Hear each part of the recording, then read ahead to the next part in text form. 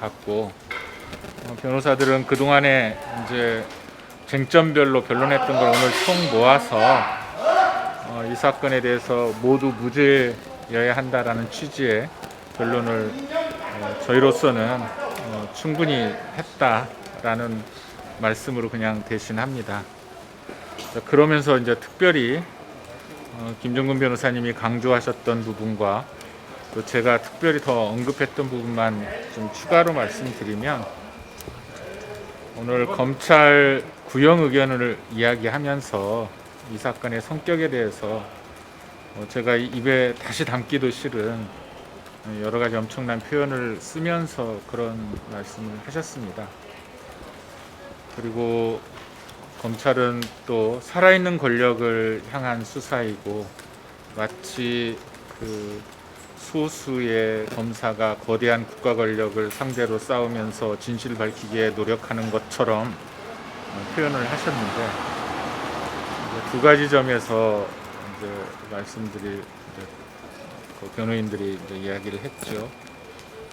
첫 번째, 그런 의미의 성격 규정 자체가 이 사건의 내용과 전혀 맞지 않고, 오히려 굳이 이야기한다면 초창기에 누구나 다 알다시피 검찰과 언론이 함께하는, 그래서 조 전 장관의 장관직을 맡지 못하도록 하는 의도가 충분히 있어 보이는 정치적인 성격을 갖고 있는 기소였다.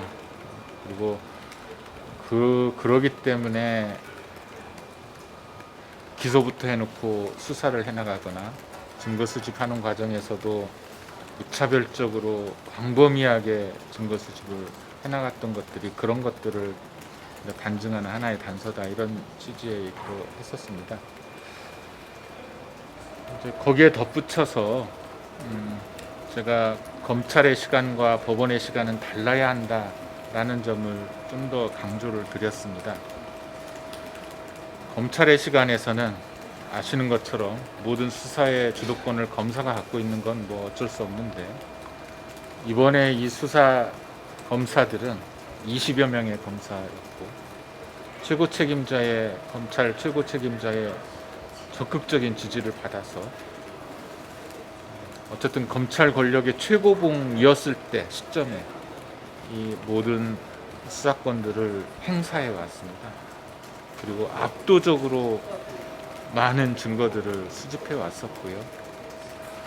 이제 법원의 시간이라고 한다면, 이제 양 당사자가 좀 더 대등하게, 그 다음에 공정하게, 그리고 담백하게 하나하나 증거 조사를 해나가야 된다라는 말씀을 특별히 강조했습니다. 왜냐하면 이번에 있어서의 유무죄 이전에 이와 같이 검찰이 수집한 증거가 적법한 증거 수집 절차에서 수집된 증거냐, 그리고 지금 현재 대다수 지금 공수사실과 관련된 증거들이라는 것이 결국은 그 컴퓨터나 이런 포렌식 결과를 통해서 지난 10몇 년간의 일상생활을 완전히 털어내서 그것을 무차별적으로 편집, 재구성해서 하는 부분들이 있었었는데, 이와 같은 위법한 증거 수집 절차에 대해서 법원이 걸러내 줘야 된다. 법원이 걸러내 주는 것만이 검찰의 시간에 자행됐던 그 검찰권의 그런 압도적인 행사를 일정하게 제어할 수 있는 거 아니냐. 게다가 과학기술의 발달에 따라서 증거능력 문제는 항상 중요한 건데, 지금 이 사건에 있어서도 그걸 엄중히 하나하나 따져달라. 증거능력을 결코 진실을 밝혀내는 과정에서의 부차적인 문제가 아니라 그 자체가 진실 규명 자체만큼 또는 그 이상으로 전제되어야 될 문제이다라는 것을 다시 한번 오늘 변론을 통해서 말씀을 드렸었고요. 두 번째로는 이제 그 구형을 통해서 그 개념 정의했던 이 사건의 성격 규정, 이거야말로 검찰의 또 법정에서의 또 하나의 또 공세인 셈인데, 마지막 최종 구형 의견에까지 최초 수사 당시에 가졌던 그런 성격 규정을 하나도 바꾸지 않고 또다시 반복하고 있어서 법정의 시간에서는 오직 사실관계를 중심으로 담담하고 드라이하게 법리를 구성해서 유무죄를 판단하셨으면 좋겠다라는 요구를 강력하게 했습니다.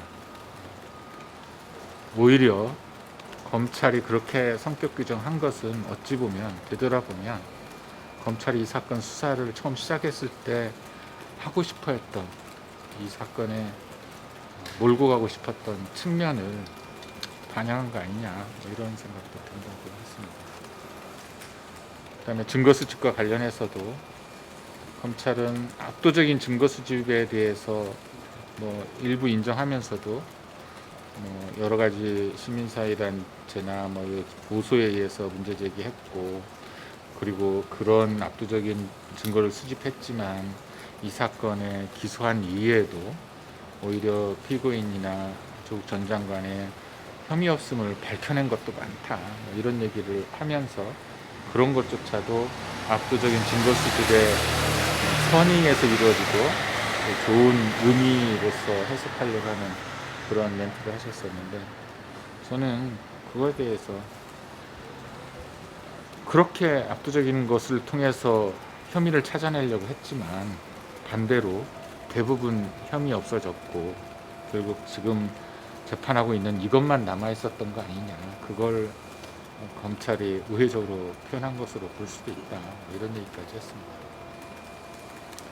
세 번째로 이제 법정의 시간에서 좀 고려해달라, 그리고 신중하게 판단해달라라고 하는 것은 결국 재판은 피고인에 대한 재판이고 피고인의 입장으로 돌아가서 이 사건이 있기 전까지는 누구의 아내이고 어머니이고 교수이고 일상적으로 살아오다가 갑자기 남편이 공직으로 인해서 청문회가 시작되는 그 순간 본인과 관련된 자들이 송두리째 개인정보 모든 것들이 털리고 기억나지도 않고 자료도 없었던 또는 있는지조차도 몰랐던 오래된 일로부터 하나하나 모든 것이 먼지털이식으로 까발려지고, 그리고 기소되기 전에 이미 범죄 확증이 돼서 언론과 그 수사기관에 의해서 이미 그냥 범인으로 단정이 돼서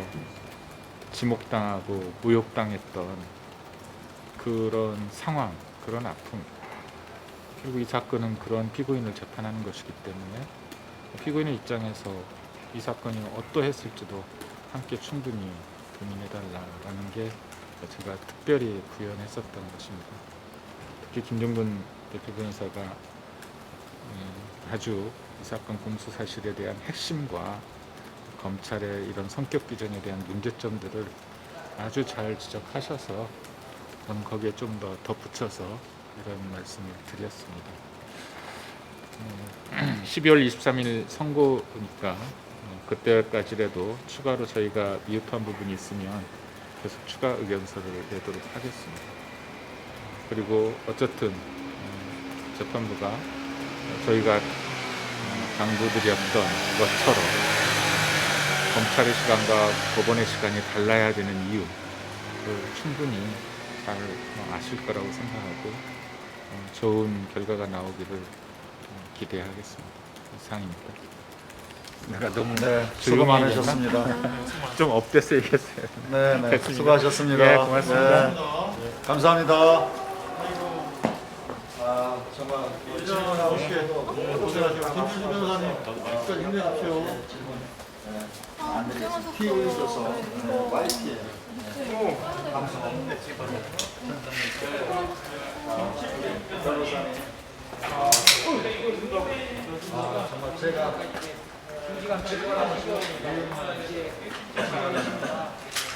과연 저 검찰이 원하는 것은 무엇이라고 생각했느냐 제가 좀 질문하고 싶었는데 그거는 내가 생각했습니다. 정말 너무 치열하고 너무 괴롭고 검찰이 마지막 구현하는 시간에서 그냥 우리 정동식 교수님 이야 변호사님을 생각하고 너무 괴로웠다 이런 말씀을 하고 저도